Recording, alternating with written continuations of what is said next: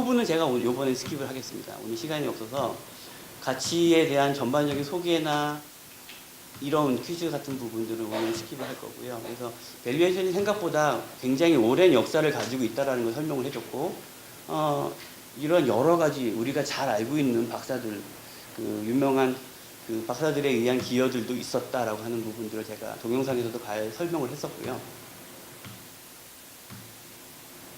특히 밸류에이션이 어디서부터 폭발적으로 필요했었냐 하는 부분이 경제 대공황에서 시작이 됩니다. 경제 대공황이 무엇인지는 모르겠으면 인터넷에서 한번 찾아보시고요. 경제 대공황 때 소위 말하는 유형 자산의 가치가 폭락을 해요. 부동산의 가치가 아주 폭락을 하게 됩니다.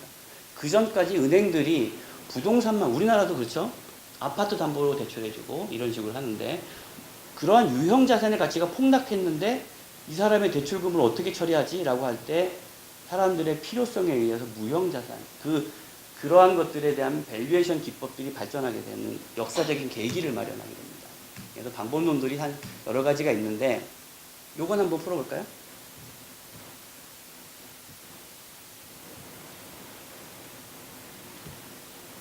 여러분들이 한번 써보십시오.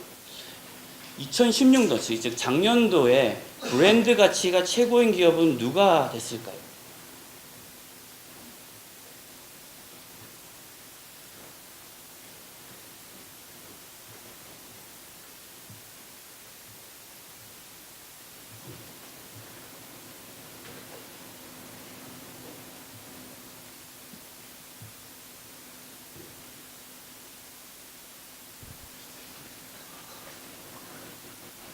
됐습니다. 코카콜라, 아모레퍼시픽? 2006년 최고의 브랜드 아모레퍼시픽. 좋습니다. 아마존, 코카콜라. 여러분의 정답이 어느 정도 근접한지 한번 볼까요? 아모레퍼시픽은 여학생인 것 같은데.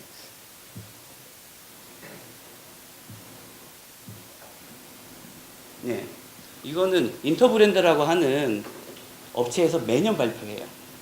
브랜드 가치를 평가하는 건 전 세계적으로 가장 인정받고 있는 기업이고, 우리가 보고 있는 기술과 같은 그런 무형 자산의 아주 중요한 요소 중에 하나가 브랜드예요.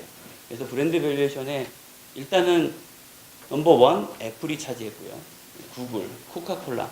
예전에는 코카콜라가 굉장히 브랜드 가치가 넘버 1일 때도 있었는데, 요즘 코카콜라를 먹는 사람이 많이 없나 봐요. 그래서 매출도 굉장히 많이 떨어졌다고 하던데, 최근 뉴스를 보니까 IBM. 삼성이 우리나라를 대표해서 7위에 올라가 있습니다. 그럴듯해 보입니까? 이런 브랜드 가치가 얼마인지 한번 봐주세요. 밀리언 달러예요. 1000억 달러, 1700억 달러죠. 얼마죠? 1700억 달러면 170조 정도? 180조 정도 되겠죠?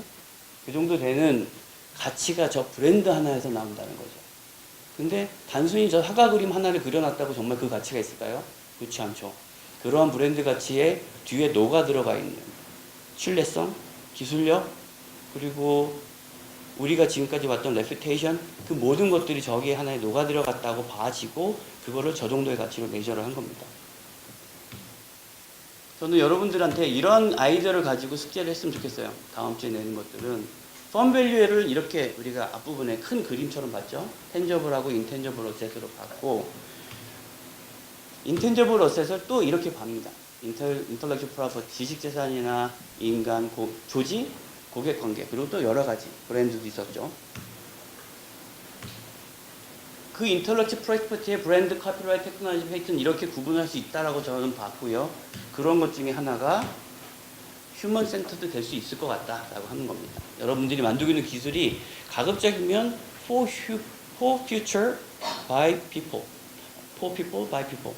그래서 사람을 위해서 그리고 개발된, 그리고 사람에 의해서 개발되어진 기술이면 좀 더 인정받을 것이라는 것이죠. 이 부분은 스킵하겠지만 많은 부분들이 기술 하나만으로 되지 않아요. 그래서 인간의 만족도, 인간의 감성에 얼마나 접근하는지를 우리 교수님처럼 HCI 랩이나 이런 데서도 많이 연구를 할 것이며, 그래서 어떻게 보면 굉장히 비슷한 기능을 가지고 있는 스마트워치에서도 그 밸류의 차이가 많이 나고 있다라고 하는 것들이죠. 이런 디자인 밸류를 어떻게 가늠할 수 있는지에 대해서는 여러 가지 방법들이 있는데 요거는 스킵을 하도록 하겠습니다. 자, 이제부터 여러분들이 하는 가장 포인트는 이것이 되겠어요. 이 부분을 정확하게 이해하면 여러분들이 가지고 있는 기술이 숫자로 보입니다. 여러분들의 기술을 이 기술 정말 좋아요 라고 말만 하는 것이 아니라 이 기술은 최소한 5년 내에 50억 이상의 가치를 가질 수 있다고 저는 증명할 수 있습니다 라고 얘기를 하는 겁니다. 이거를 방법론 설명은 정말 한없이 길게 할 수 있기 때문에 제가 먼저 과거에 했던 샘플부터 한번 보여드릴게요.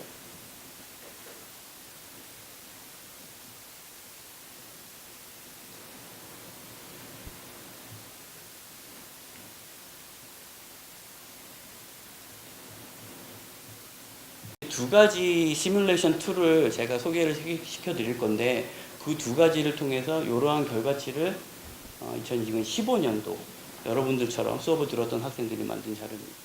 보이시죠? 좀 전에 제가 첫 번째 강의를 시작하면서 했던 질문이 그 임원 4명의 인건비가 얼마나 될지 가늠해 봤는지에 대한 질문이 베이스였어요. 그죠?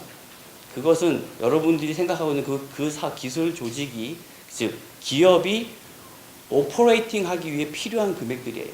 인건비도 있어야 되고 임대료도 있어야 되고. 여러분들이 그런 것들을 지금까지 고민하지 않고서 그냥 그림을 그렸어요. 조직도는 그릴 수 있어요. 하지만 운영은 또 다른 얘기예요. 그래서 그런 것들이 숫자로 바뀌면 최종적으로 얼마짜리입니다 하는 것들이 나오게 됩니다. 그리고 내 기술이 어떤 분야에서 강점을 가지고 있는지가 이렇게 보여지게 됩니다. 그래서 여러분들이 딱 일주일 안에 이거를 해올 수 있게 됩니다. 그렇게 되는지 한번 볼까요?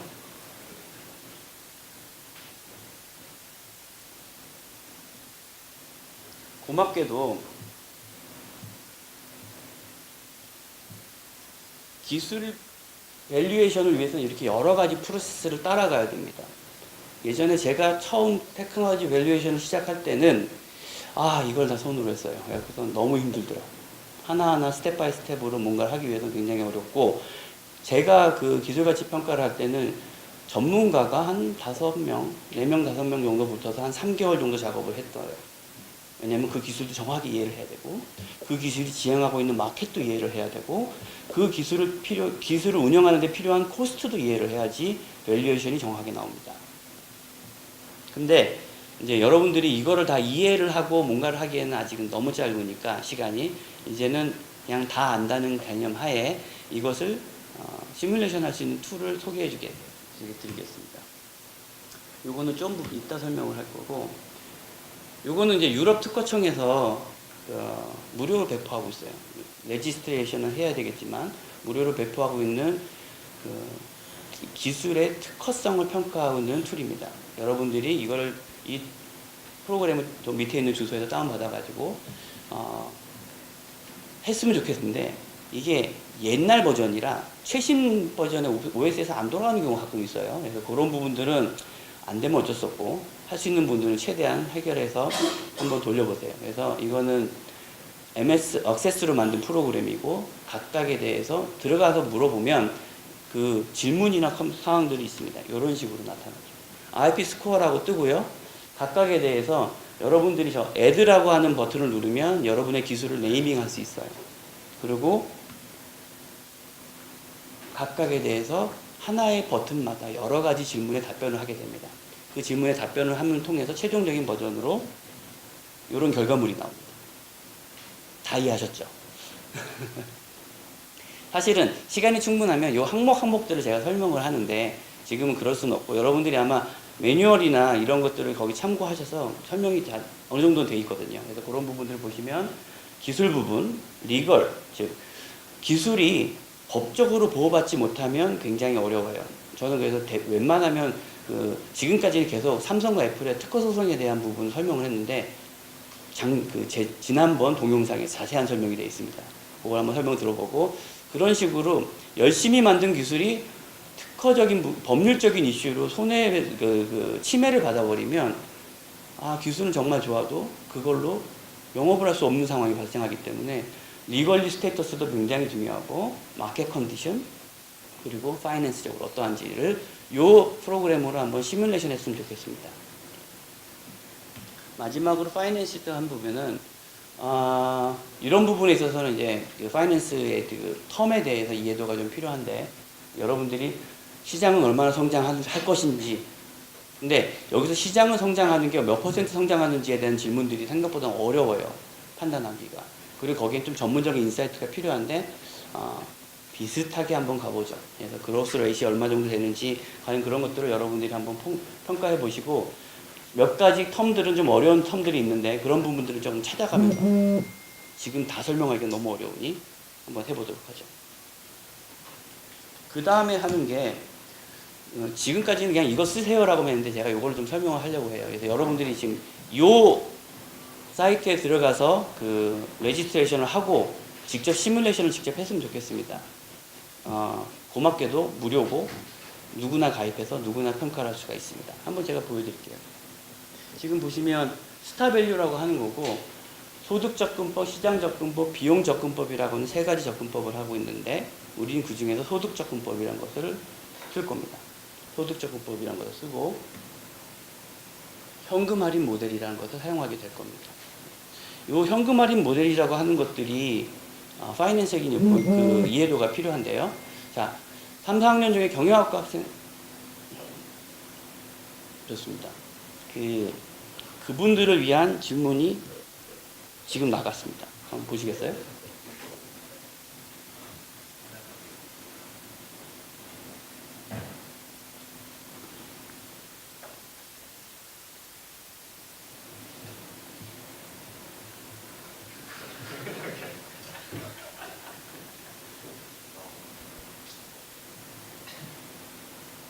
빨리빨리 누르세요.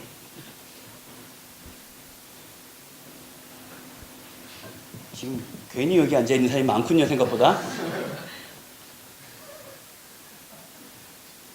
지금 갈등하고 있는 거예요, 지금? 예, 좋습니다.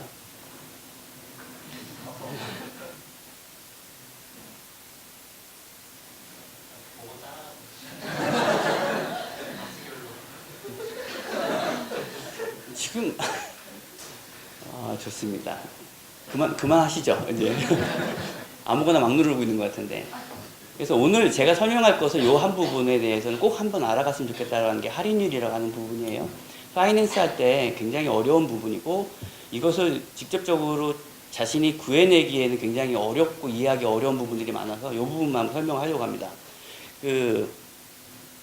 기업이 운영되는 데 있어서 미래의 수익을 낼지 말지를 잘 모르겠죠.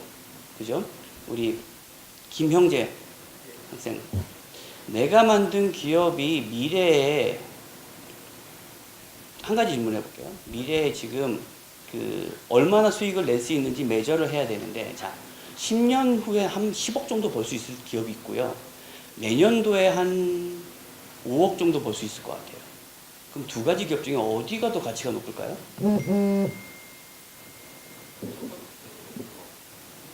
왜죠? 좋습니다. 네.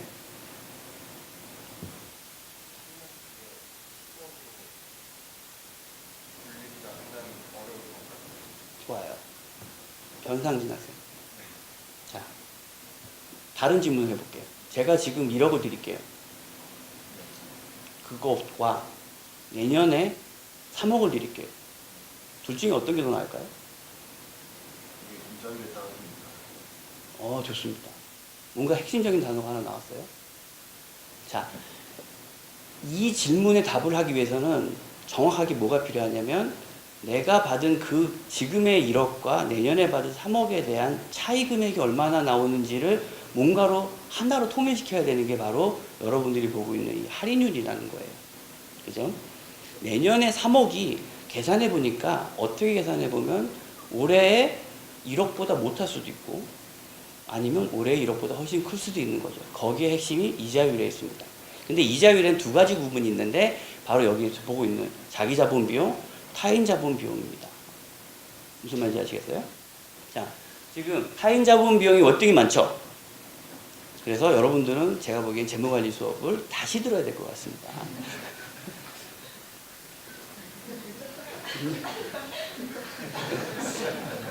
우리 김주현 학생 아니야. 경영학과 학생들한테 물어보면은 틀리면 기분이 나쁘잖아요. 여기는 경영학과인가요? 아니죠. 그럼 틀려도 부담이 없으니까 물어볼게요.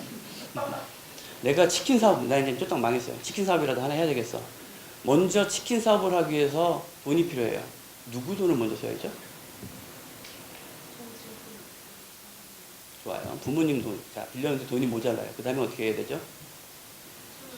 좋아요. 은행에서 빌렸어요. 근데 좀 모자라요. 어떻게 해야 되죠?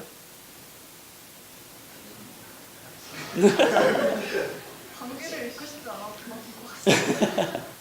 자, 여기서 여러분들이 우리는 본능적으로 뭔가를 알고 있다라고 생각하시면 돼요. 자기 자본 비용은 나의 비용이에요. 타인 자본 비용은 남의 비용이에요. 자, 기업을 설립하는데 일단 내가 있는 돈을 가지고 설립을 하겠죠. 그리고 모자르면 다른 사람의 돈을 빌려와요. 근데 이 기업을 통해서 얼마를 벌 수 있을까에 대한 기대예요. 내가 1억을 넣었어요. 그럼 그 1억으로 내년에 한 1억 300만 원 정도 벌 수 있지 않을까? 300만 원 정도 벌 것 같아. 라고 생각을 할까요? 아니면 내년에 한 10억쯤 될 거야 라고 생각을 할까요? 근데 여러분들이 누군가가 기업을 해요. 한다의 학생이 기업을 한다고 해서 내가 1억을 빌려줬어요. 그럼 그 1억이 내년에 내가 10억이 되길 바랐겠어요? 아니면 그냥 1억 1천만 원 정도 돼야 되지 않겠니? 라고 말을 할 것 같아요. 자, 나는 10억이길 바라지만 한다의 학생이라면 1억 1천만 원 정도 줄게 라고 약속하고 돈을 빌려오는 거예요. 자, 무슨 말인지 알겠습니까? 그게 바로 기대 수익률이라고 하는 겁니다. 재무관리 시간에 배웠죠? 기대 수익률. 네. 기대 수익률이에요, 그게. 내가 나의 기업에 넣는 금액이 기대 수익률이 훨씬 높다는 거죠. 그래서 자기 자본 비용이 타인 자본 비용보다 커야 됩니다. 타인 자본 비용은 그 사람들은 야, 그래도 은행 이자보다는 좀 더 줘야지. 이 정도 수준이에요. 하지만 나는 뭔가 큰 꿈을 가지고 만드는 게 이 기업이라는 거죠. 그래서 이런 부분들은 수업 시간에 잘 안 가르쳐 줍니다. 근데 밸류에이션을 직접 해보면 심지어 전문가들도 잘 틀려요. 막 이게 숫자를 넣으면 더 방정식이기 때문에 숫자를 넣으면 답은 나와요. 그러면 답이 맞는 것 같은데 사실은 이러한 텀들의 숫자에 대한 의미들을 정확하게 알고 있는 게 방법론을 배우는 건데 오늘은 거기까지는 좀 어렵지만 여러분들이 시뮬레이션을 해보면 숫자를 계속 넣게 됩니다. 아, 그럼 내년도에 10억 벌 거고 내후년에 15억 벌 거고 그냥 막 집어넣으면 결과가 막 나와요. 그래서 그럼 엄청 큰데? 좀 더 숫자를 더 크게 넣으면 숫자가 점점 커져요. 근데 그게 각각의 숫자들이 의미하는 바가 있어야 되고 그 숫자를 여러분들이 잘 백업을 해와야 됩니다. 그것이 여러분들의 숙제가 됩니다.